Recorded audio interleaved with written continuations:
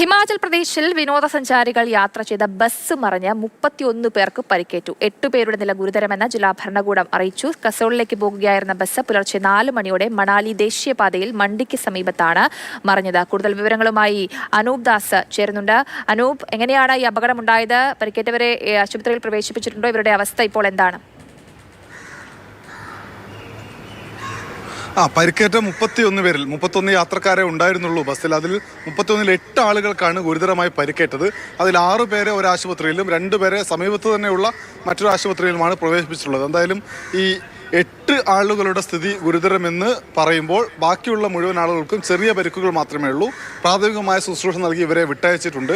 ഈ മണാലിക്ക് പോകുന്ന കസോൾ, മണാലി തുടങ്ങിയിട്ടുള്ള ഇടങ്ങളിലേക്ക് വിനോദസഞ്ചാരത്തിന് വേണ്ടി പോയ ആളുകളാണ് അപകടത്തിൽപ്പെട്ടത്. പുലർച്ചെ 4 മണിയോടെ മണ്ടിക്ക് സമീപത്തായിരുന്നു അപകടം. ഈ ബസ് കുറച്ച് വേഗത്തിലായിരുന്നു സഞ്ചരിച്ചത്. അതാണ് അപകടത്തിലേക്ക് നയിച്ചത് എന്നാണ് ഇപ്പോൾ ജില്ലാ ഭരണകൂടവും പോലീസും പറയുന്ന കാര്യം.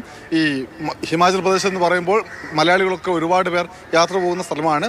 ഈ അപകടം പറ്റിയ ആളുകളിൽ ഏതെങ്കിലും മലയാളി ഉണ്ടോ എന്ന കാര്യം വ്യക്തമല്ല. ആ വിവരം അധികം വൈകാതെ ലഭിക്കും എന്ന് പ്രതീക്ഷിക്കുന്നു.